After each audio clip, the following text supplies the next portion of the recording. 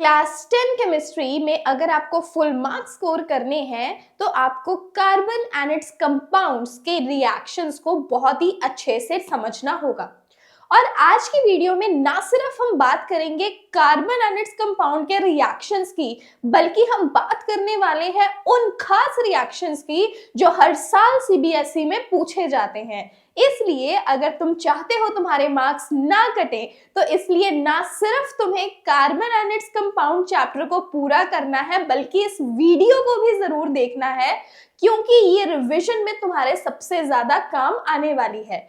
आज का वीडियो रहेगा टोटली एनसीईआरटी बेस्ड। इससे तुम समझ पाओगे कि एक एग्जामिनर तुमसे क्या एक्सपेक्टेशन रखता है और एक स्टूडेंट कहाँ पे क्या गलती करता है। तो ये रिएक्शंस जो रहेंगे वो सिर्फ ये नहीं होगा कि तुम्हें तैयार कर रहे हैं बोर्ड्स के लिए, बल्कि आज के वीडियो में जो रिएक्शंस हम लोग करने वाले हैं वो तुम्हें बचाएगा उन खास गलतियों से जो कि बोर्ड्स में तुम्हारे मार्क्स कटवा सकती है।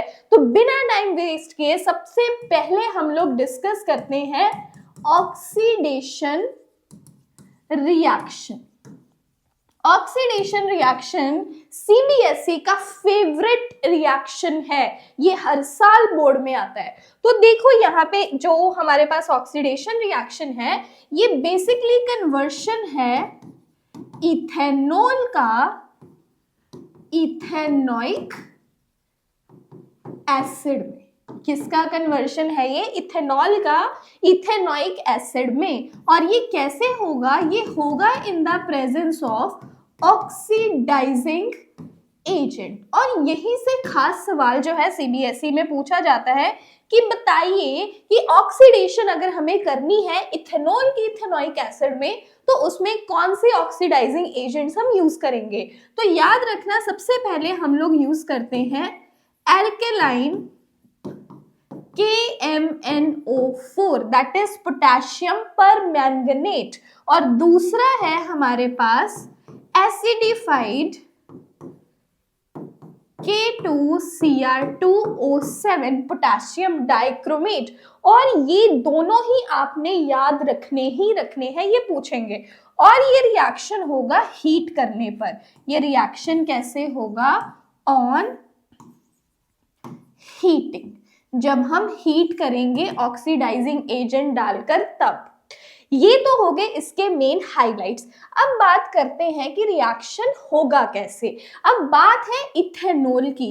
इथेनॉल हमारे पास रहता है CH3CH2OH। जब भी हम एक स्ट्रक्चर बनाएंगे उसके नीचे उसका नाम जरूर लिखेंगे। यही गलती है, बच्चे स्ट्रक्चर बनाते हैं, उसका मॉलिक्यूलर जो पूरा मॉलिक्यूल है उसका नेम नहीं लिखते हैं। अब इसमें हम क्या ऐड करेंगे? या तो एल्केलाइन KMnO4 या फिर एसिडिफाइड K2Cr2O7 और इसे कर देंगे हीट। तो क्योंकि ये तो है ऑक्सीडेशन रिएक्शन। ऑक्सीडेशन का मीनिंग क्या होता है? What is the simple meaning of oxidation?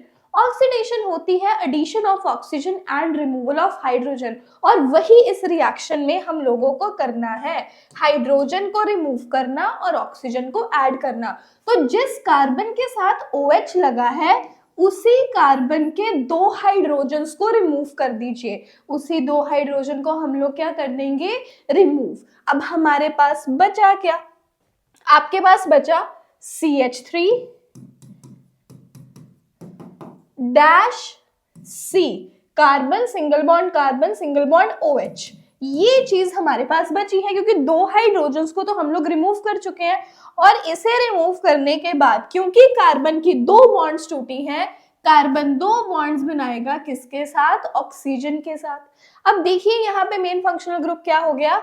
COOH। और ये अब किस में कन्वर्ट हो चुका है? Into ethanoic acid. तो ये है सिंपल सी कन्वर्शन हमारे पास इथेनॉल की इथेनॉइक एसिड में। तो ये चीजें आपने याद रखनी है, इसे बिल्कुल भी मिस नहीं करना है। तो यहाँ पे हमारा एक रिएक्शन हो गया कंप्लीट। तो चलिए अब जल्दी से बढ़ते हैं हमारे दूसरे रिएक्शन पर। अब एक तो हो गया हमारे पास ऑक्सीडेशन ऑफ अल्कोहल, जो हमारे पास पहला रिएक्शन हमने करा ऑक्सीडेशन ऑफ अल्कोहल। इसी तरह से दूसरा जो इंपॉर्टेंट रिएक्शन है that is dehydration of ethanol. ये तो बहुत ही ज्यादा इंपॉर्टेंट रिएक्शन है, dehydration of alcohol.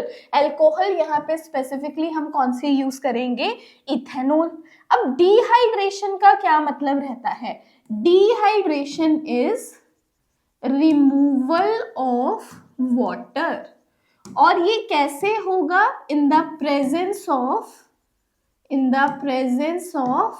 Dehydrating, dehydration करवाना है तो ये किसकी प्रेजेंस में होगा, डिहाइड्रेटिंग एजेंट की। और यहाँ पे डिहाइड्रेटिंग एजेंट कौन है, sulphuric acid.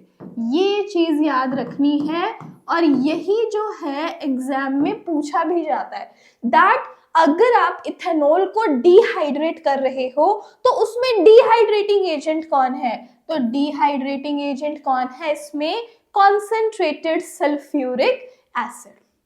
So dehydration of alcohol करने पर क्या होता है, आपने याद रखना है, अगर डिहाइड्रेट करोगे इथेनॉल को, क्या करेंगे, डिहाइड्रेट, मतलब उसमें से क्या रिमूव करेंगे, वाटर, तो इथेनॉल किस में कन्वर्ट हो जाएगा, इथीन में।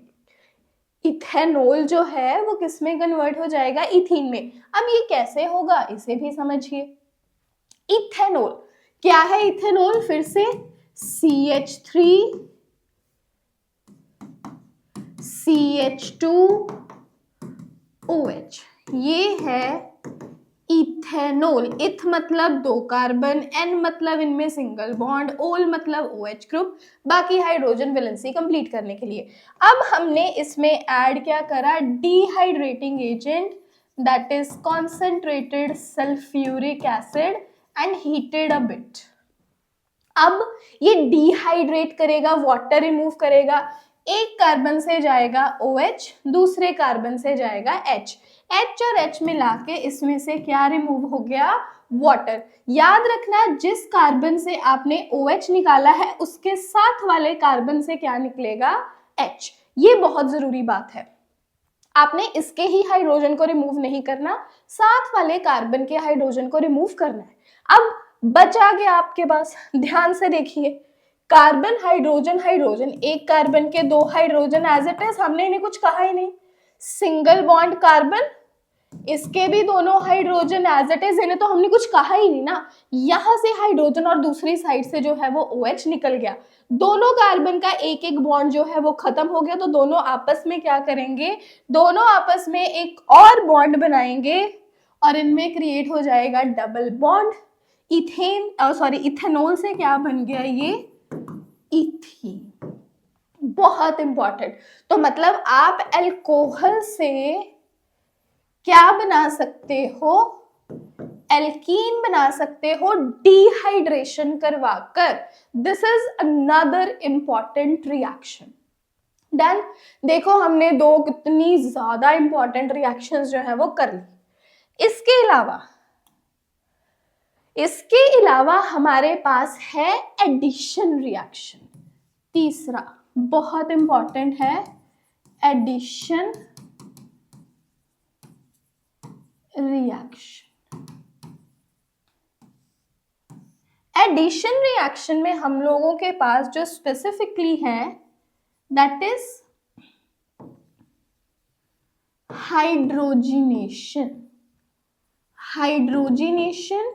और it is also called as catalytic hydrogenation.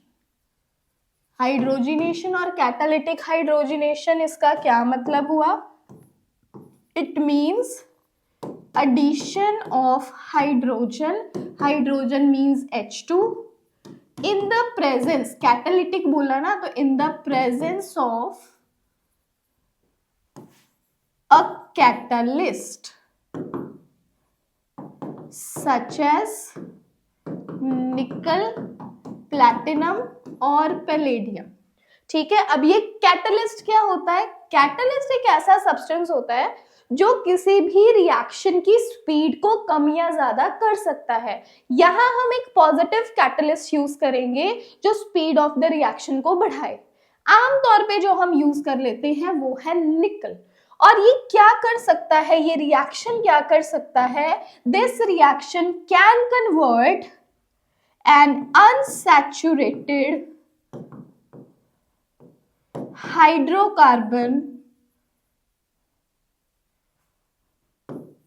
to a saturated hydrocarbon. मतलब ये डबल या ट्रिपल बॉन्ड वाले कंपाउंड से क्या बना सकता है? एक सिंगल बॉन्ड वाला कंपाउंड। अब कैसे होगा, रिएक्शन को समझते हैं।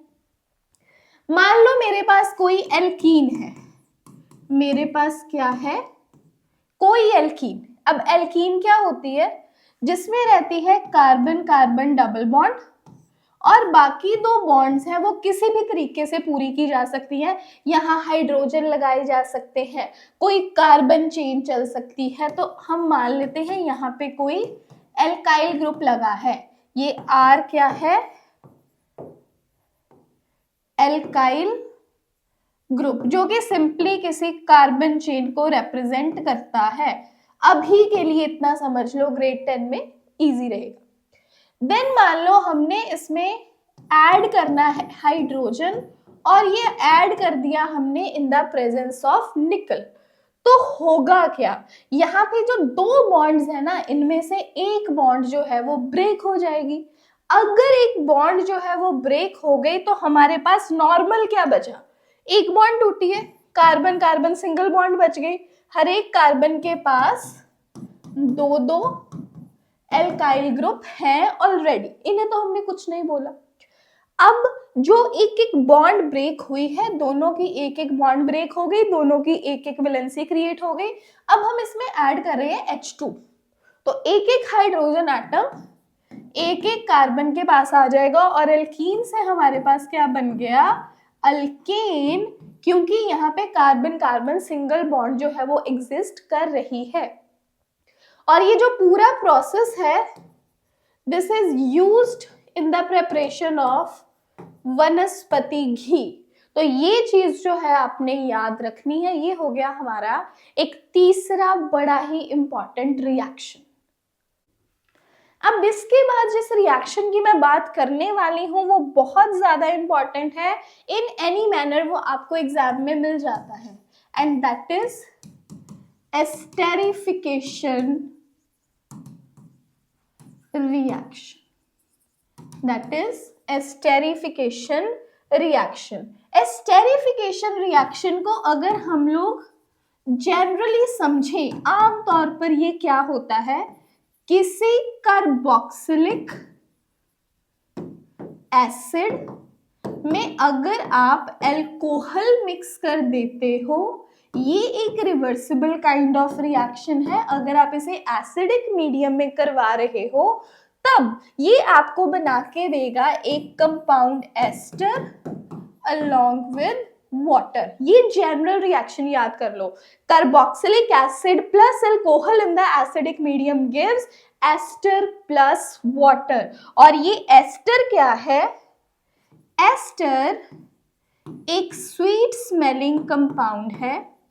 एस्टर एक स्वीट स्मेलिंग कंपाउंड है that is used in the manufacturing of perfumes और फ्लेवरिंग एजेंट की तरह भी इसे यूज किया जाता है। और ये एनसीईआरटी और सीबीएसई दोनों का फेवरेट टेक्स्ट है एस्टर को लेकर, याद रखना। अब इसे जनरलाइज तरीके से थोड़ा स्पेसिफाइड मैनर में अगर हम लोग लेकर जाते हैं तो क्या होगा? यहाँ पे जो एक स्पेसिफिक कार्बोक्सिलिक एसिड हमारे एग्जाम्स में आता है that is acetic acid. CH3COOH। और ये इसका रिएक्शन किसके साथ पसंद करते हैं? एक specific alcohol that is ethanol के साथ C2H5OH, जिसे हम CH3CH2OH भी लिख सकते हैं जैसे हम लिखते आ रहे हैं। तो इस रिएक्शन को समझते हैं। एक साइड पे हमारे पास है एसिटिक एसिड CH3COOH। क्या नाम लिया मैंने? एसिटिक एसिड, या हम इसको इथेनोइक एसिड भी बोल देते हैं। अब हम इसमें ऐड करेंगे ethanol that is C2H5OH। Reaction करवाएंगे एसिडिक मीडियम में। क्या रिमूव होना है? बाय प्रोडक्ट क्या बनना है? वाटर तो बनना ही है। कैसे बनेगा वाटर? जो हमारे पास अल्कोहल है उससे जाएगा H, एसिड से जाएगा OH, H और OH मिलाकर क्या बन गया? वाटर। अब कंबाइन कर दो।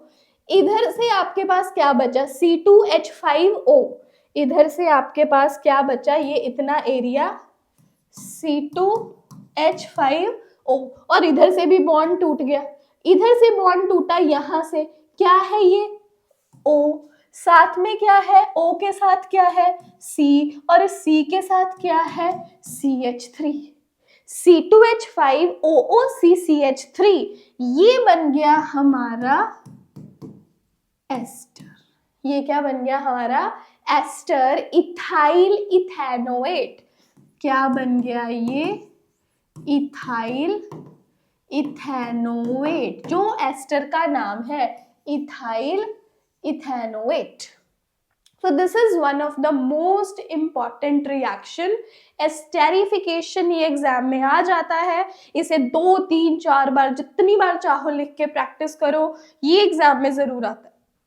इसी तरह से इसका भाई सपोनिफिकेशन, इसका भाई सपोनिफिकेशन, ये भी बड़ा इंपॉर्टेंट है।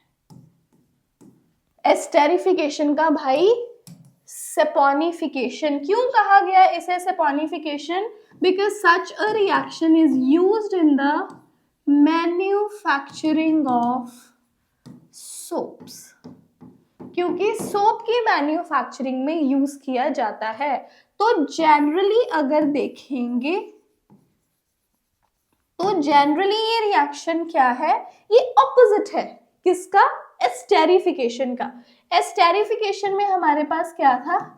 कार्बोक्सिलिक एसिड, उसमें क्या ऐड करी? अल्कोहल। हमें क्या मिला?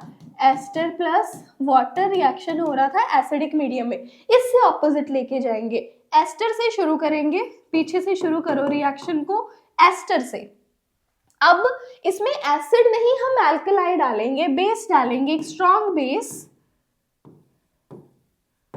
जैसे कि NaOH हो गया या KOH हो गया। ठीक है, एस्टर प्लस बेस, ये हमें क्या देगा? ऑपोजिट। पीछे आ जाओ। जो कार्बोक्सिलिक एसिड है उसका salt, salt of carboxylic acid plus साथ में क्या बना के देगा? अल्कोहल। Got my point? समझ में आया? अब हमने जो एस्टर पीछे बनाया, इसी को हम लोग ट्राई कर लेते हैं। C2H5OOCCH3, इसी से ट्राई कर लेते हैं। क्या सच में ये बन रहा है? ठीक है, तो करते हैं यहीं से ट्राई। CH3COOC2H5, ये रहा मेरे पास एस्टर। एस्टर की पहचान अगर करना चाहते हो तो इसका जनरल फॉर्म बता दूं, RCOOR-। ये है जनरल फॉर्म। R किसे रिप्रेजेंट कर रहा है? कार्बन चेन को। ये R भी किसे रिप्रेजेंट कर रहा है? कार्बन चेन को। और बीच में क्या आना चाहिए? COO। ये चीज आनी जरूरी है। ये एस्टर की फॉर्म है। ठीक है, अगर आपको लगता है कि कोई कंपाउंड इस फॉर्म में लिखा है तो वो एस्टर है, पहचान लेना, पहचान बता रही हूँ। ठीक है, तो ये रहा आपके पास एस्टर। एस्टर में डाल दिया हमने बेस NaOH। अब क्या होगा, ध्यान से देखो, यहाँ पे क्या होगा, CH3COO जो इसके साथ R डैश लगा है, क्योंकि O तो नेगेटिवली चार्ज होता है ना, सो C2H5 जो है ये अलग हो जाएगा, CH3COO माइनस अलग, तो मतलब इसके दो पार्ट्स बन जाएंगे, CH3COO एक अलग पार्टी बन गया, C2H5 एक अलग। हमने इसमें डाला base Na plus OH minus, ये भी दो पार्टीज हैं, डबल डिस्प्लेसमेंट रिएक्शन की तरह इन्हें जोड़ दो। अब ये O नेगेटिव माइनस पार्टी है तो इसके साथ क्या जुड़ जाएगा आके, पॉजिटिव, तो आपके पास क्या बन गया, CH3COONA। अगर एसिटिक एसिड होता तो क्या होता वो, CH3COOH, H की जगह यहाँ पे क्या लगा हुआ है, Na, तो ये क्या बन गया, सॉल्ट ऑफ एसिड, ये बन गया sodium salt of acetic acid, plus साथ में क्या रहेगा, ये जो C2H5 है पॉजिटिव पार्ट, इसके साथ नेगेटिव क्या आ जाएगा, OH, साथ में बना C2H5OH विच इज इथेनॉल, हो गया ना वही opposite of are esterification reaction. ये मैं बता रही हूँ, ये दोनों रिएक्शन स्टार है, एस्टेरिफिकेशन हो गया, सपोनिफिकेशन हो गया, these are very very very important. तो देखा आज का वीडियो कितना अच्छा रहा, कितने अच्छे अच्छे रिएक्शंस हमने आज डिस्कस करे। हमने पूरे 5 इंपॉर्टेंट रिएक्शन डिस्कस किए। सबसे पहले हमने किया ऑक्सीडेशन ऑफ इथेनॉल, फिर हमने किया डिहाइड्रेशन ऑफ इथेनॉल, फिर हमने एडिशन रिएक्शन भी करा, हाइड्रोजनेशन पढ़ी उसमें, एस्टेरिफिकेशन एंड सपोनिफिकेशन। ये 5 रिएक्शन CBSE एग्जाम की जान है और ये रिपीट होते हैं हर साल। इस वीडियो को सेव कर लो, अपने फ्रेंड्स के साथ शेयर कर लो, ये रिविजन में तुम्हारे बहुत काम आएगी। और एग्जाम से वापस आकर या अपने किसी टेस्ट से वापस आकर मुझे बताना जरूर कि यस मैम ये रिएक्शंस हमारे एग्जाम में आए और इन्होंने हमें बहुत हेल्प किया।